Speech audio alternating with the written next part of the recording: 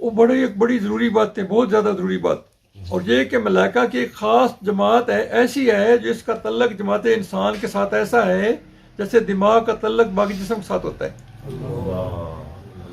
ملائکہ کی ایک جماعت، خاص جماعت ایسی ہے جس کا تعلق جماعت انسان کے ساتھ ایسا ہے جیسے دماغ کا تعلق باقی جسم کے ساتھ ہوتا ہے۔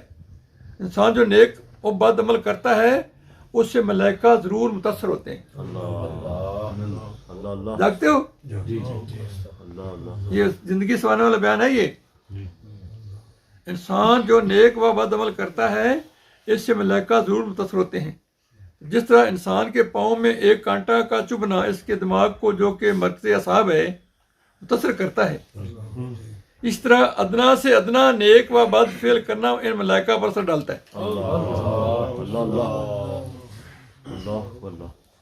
اور ان کے اس تاثر سے ان کی خوشنودگی یا ناراضگی کی شعائیں عالم قدس تک پہنچتی ہیں۔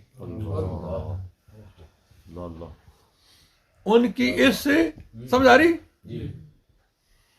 اس تاثر سے ان کی خوشنودگی ناراضگی کی شعائیں عالم قدس تک پہنچتی ہیں۔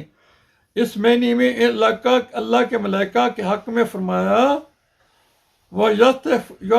وَيَسْتَغْفِرُونَ لِلَّذِينَ آمَنُوا، یعنی مومنوں کے لیے بخشش مانگتے ہیں۔ وہ کیا کرتے ہیں مومنوں کے لیے؟ فرشتے۔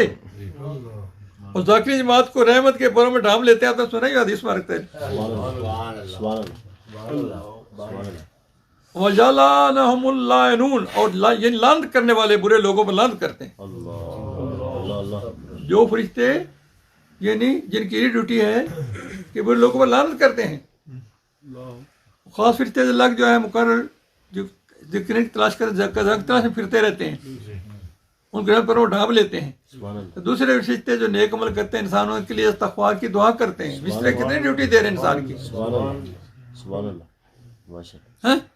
جس کا نتیجہ ہوتا ہے بڑی ضروری ہے۔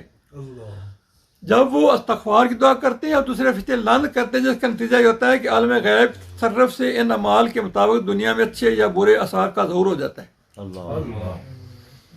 یہ جو کہ ہو رہا ہے ایسے نہیں ہو رہا۔